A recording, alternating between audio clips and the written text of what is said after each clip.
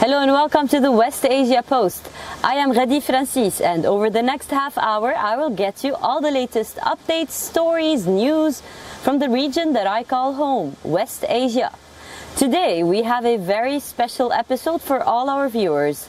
We will bring you a quick review of the most important big events that made the headlines from across West Asia over the past year. Let's take a look. Benjamin Netanyahu makes a comeback as Israeli premier. Israel to pursue a policy of increased settlement in the West Bank, says his Likud party. Palestinian Prime Minister Mohammed Shtayyeh voiced his disapproval of Netanyahu's government, calling it extremist, threatening and insolent. This after West Bank witnessed its deadliest year in decades.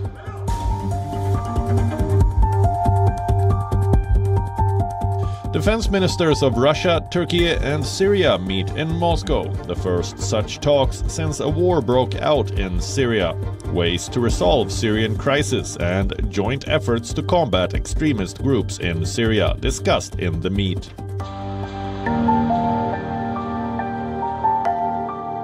The Lebanese army detains a suspect after the December 14th killing of Irish peacekeeper serving with the United Nations, Sean Rooney. His killing marks the first fatal attack of UN peacekeepers in Lebanon since 2015.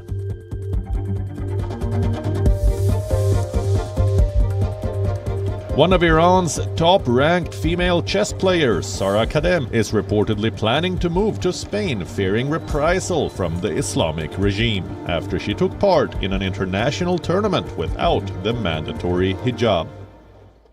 Our next report is about the rising violence in Palestine. Over 150 people killed in the past year, those including children, women, journalists. In the next report, as 2022 ends, we will try to understand what will the future and the next year bring for the people in the West Bank. Also, what would the appointment of Benjamin Netanyahu as the new Prime Minister for Israel mean for the region? Let's take a look.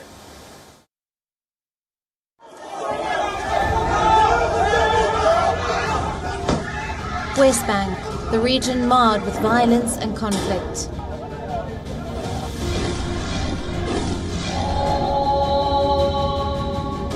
And 2022 is said to have marked the deadliest year for Palestinians in this region in over a decade's time period.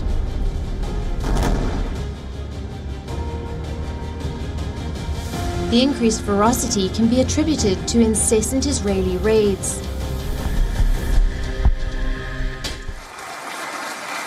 Now, with the new government in power in the Knesset, let's try and understand what could the future hold for the West Bank. Israel's new government policy outlines stated that it would strive for peace with all neighbors. The veteran leader, Benjamin Netanyahu, who has made a comeback as Israeli premier, has sought to calm concerns about the fate of civil rights and diplomacy. The 73-year-old has repeatedly pledged to promote tolerance and pursue peace. He told Israeli parliament that ending the Israeli-Arab conflict is his top priority. But does this mean Israel wants peace with the West Bank too? Well, let's remind you. The new government's policy's first guiding principle list has also cited assertions of exclusive and unassailable Jewish national rights throughout the land of Israel.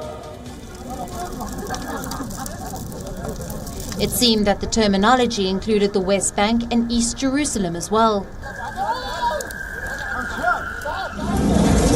For Palestinians, Benjamin Netanyahu's government lineup has simply darkened an already bleak view. Netanyahu will lead Israel's most right-wing government ever. His allies include the religious Zionism and Jewish power parties. These parties oppose Palestinian statehood. His victory received a sharp rebuttal from Palestinian President Mahmoud Abbas, as he bemoaned the establishment of an Israeli government whose alleged motto is extremism and apartheid. The Netanyahu government that aims to expand Jewish settlements in the occupied West Bank have stoked criticism at home and abroad alike, as most world powers deem building settlements on land captured in war illegal. The Israeli-Palestine conflict has left West Bank bruised and battered.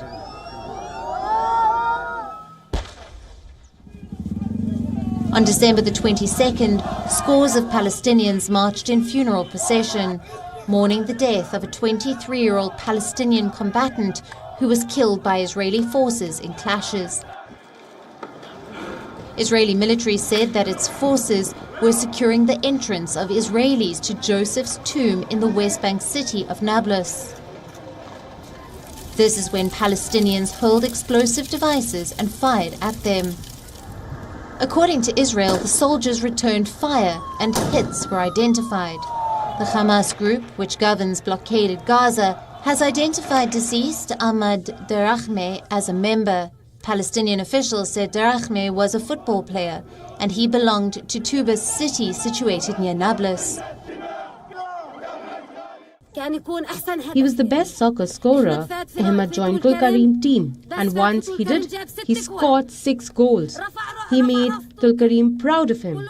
They would all talk about him and say, Ahmad Atif Dargami. Captain Ahmad, he used to send me the videos and ask me to watch him.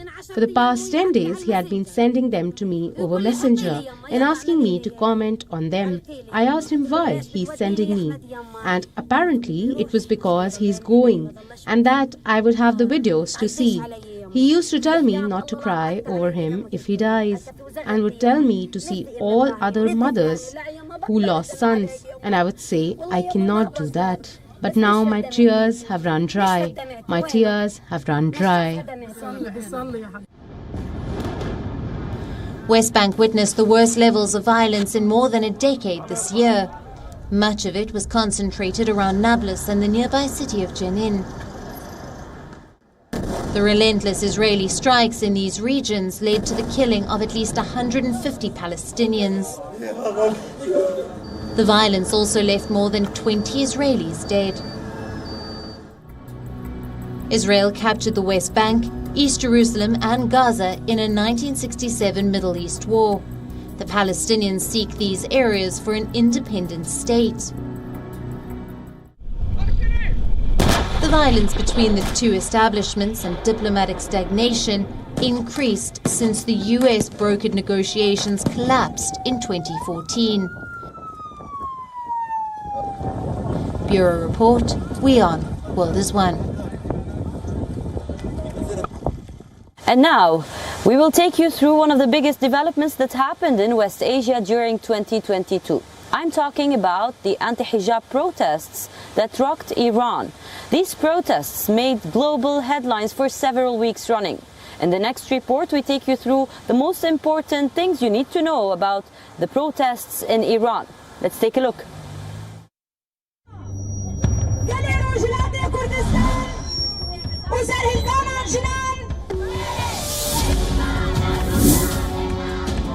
Mahsa Amini, a name that will have a significant place in Iran's history for generations to come.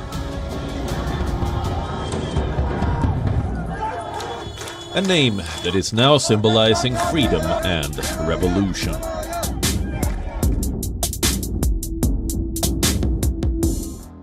September 13th, 2022 was the day when this 22-year-old woman was arrested by Iran's morality police for not wearing their hijab properly. 3 days later, Amini died in police custody. What followed next was an uproar that Iran has not witnessed in decades. An outburst against the government that shook the roots of the Iranian regime. Right after Amini's death, people in Iran started uniting against the strict hijab measures that the Islamic country follows.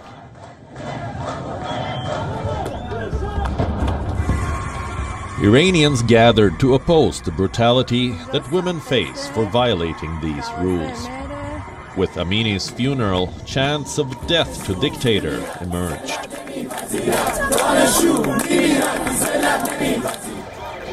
Women took to the streets to cut their hair and burn hijabs in protest. But the country's security forces, too, were quick to react. The authorities jailed the journalists who reported Amini's death. A crackdown began on those who took to the streets to voice dissent.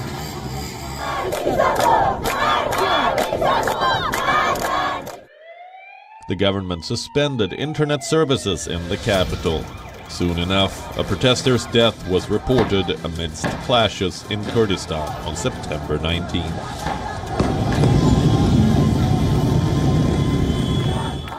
The students' union accused government authorities of poisoning them to curb the agitation. The rising rage attracted international attention. The US slapped sanctions on Iran's morality police, which ensures that the rules of Islamic Republic for dressing are followed. The impact abroad produced an even angrier reaction from the government, and with that, September 30th marked the year's deadliest day of clashes, as 66 protesters lost their lives. Despite the deadly crackdown, Iran's supreme leader openly backed the police action on October 3rd. By the end of October, Iran's state media made it clear that around 1,000 protesters will face trial. But as opposed to the rising bid to curb the stir, the protests seem to be spreading further. From a commoner to celebrities to sports teams, it spared none. They were all united by anti-government sentiments. Taking the agitation one step further, Iran's football team refused to sing the national anthem before their first match at the Football World Cup in Qatar. The UN swung into action, and on November 24th, the UN Human Rights Council voted to appoint an independent investigation into Iran's deadly crackdown on protesters, in which hundreds have died. Supreme Leader Khamenei's niece and even her sister have voiced their concerns by calling out the Iranian government's actions. Amidst the rising tide of protest, an Iranian public prosecutor said that the morality police have been wound up. The announcement was made on December 4th. Weeks have gone by, but no official confirmation has been forthcoming. Until the women of Iran. Despite the global backlash, despite the unrelenting protests, Iran continued its crackdown. On December 8th, the authorities executed a protester, Mohsen Shekari, for injuring a policeman. The first execution was followed by a few more in the weeks after. A human rights group says over 500 protesters have been killed so far. The toll includes at least 69 children, with over 18,000 arrested. Iran is witnessing a revolution, an upheaval which may change the country's future. Bureau Report, WION World is One. Chinese president visiting Saudi Arabia. OPEC's decision to cut oil production. Are all these actions a hint at Saudi Arabia wanting to change its policies? Is Saudi aligning with Russia and China against the United States? This is a question that has been asked many times during the past year. So we bring you this report with all the details. Saudi military jets escorting the Chinese president's aircraft. Cannons fired. The red carpet rolled out. This was the hearty and lavish welcome that Chinese leader Xi Jinping received in Riyadh on December 7th. A stark contrast from the welcome that US President Joe Biden got from the Crown Prince Mohammed bin Salman. The US President managed to get only a fist bump during his July visit to the kingdom. Xi's visit marked a significant shift up in Saudi-China ties. both the nations signed a comprehensive strategic partnership agreement. The pact includes a number of deals and memoranda of understanding in various sectors. It focused on coordinating the kingdom's vision on diversifying its alliances and China's Belt and Road Initiative.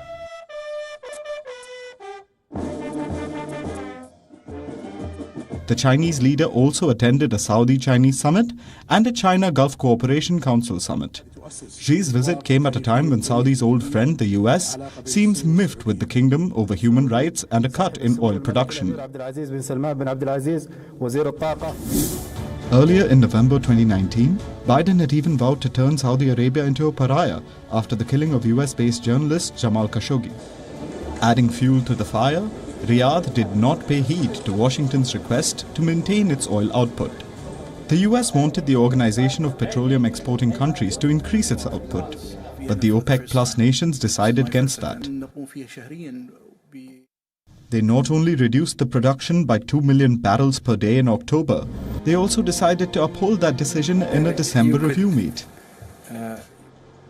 The decision to uphold the move to cut oil output came after the West decided to put a $60 per barrel price cap on Russian oil. This was viewed as Saudi parting ways with the US and backing Russia amid war with its neighbor Ukraine. Soon after, the US made it clear that it needs to rethink its relationship with the kingdom. The US has also been at loggerheads with China over Taiwan.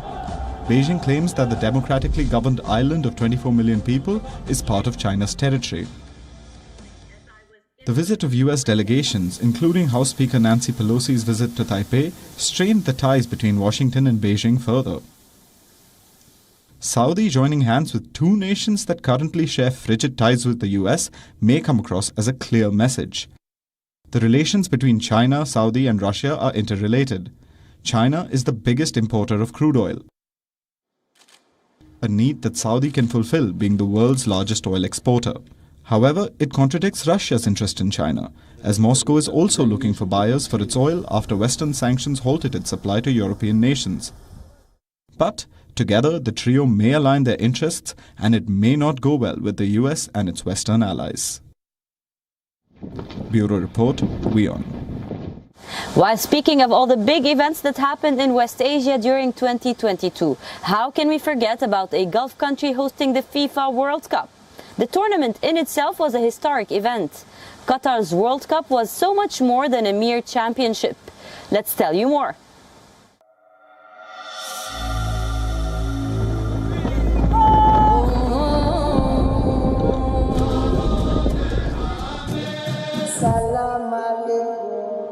The Qatar World Cup,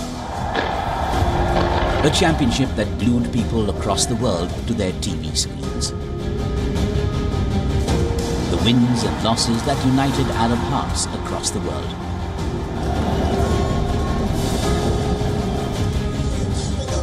A platform that briefly brought Palestinians into the global limelight.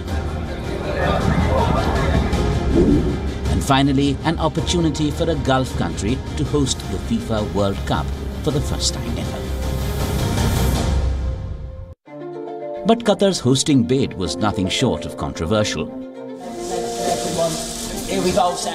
Starting from reports of Qatar bribing FIFA members to win the bid in 2010, to raising Qatar's human rights violation issues, to waving rainbow flags for demanding rights for the LGBTQ community. This FIFA World Cup had it all. The country was even accused of sport washing, which simply refers to using a huge sports event to divert attention from prevailing issues. The tournament that witnessed a clash of cultures fulfilled football star Lionel Messi's ultimate dream, with Argentina lifting the cup after 36 years. A shock opening defeat to Saudi Arabia did not deflate Messi and company, who improved as the tournament progressed. Another team that won hearts and raised the Arab world's hopes for the next tournament was Morocco.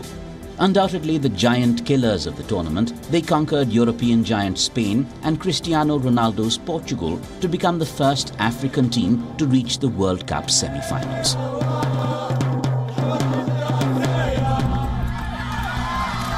Displaced Syrians settled in makeshift camps celebrated Morocco's victory against Portugal.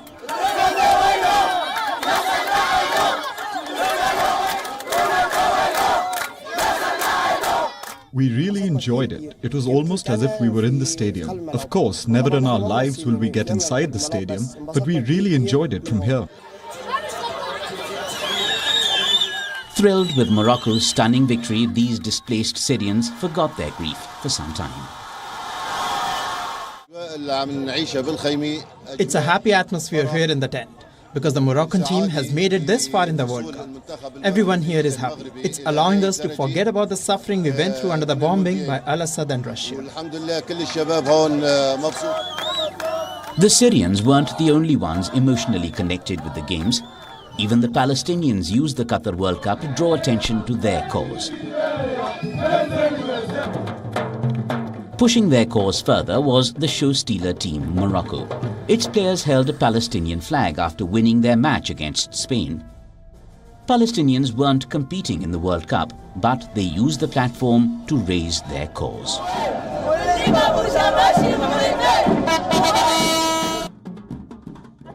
Sports, of course, have a reach. Around the world, sports unites everyone. Through sports, we can plant Palestine's name. The red, green, white and black colours of the Palestinian flag became a common sight on the streets of Doha or at stadiums. Fans from different countries supporting different teams decided to express their support for the Palestinian people by wearing the tiny territory's national flag as a mantle on top of their team's jerseys. Support Palestine, of course, and this is the main cause of any body from this region, right? So support the cause of Palestine. I think it's a cause that is in our blood. Palestinians took advantage of the global reach of the World Cup. They just wanted to make a peaceful political statement about the Israeli-Palestinian conflict not being resolved. Bureau Report, WION World is One.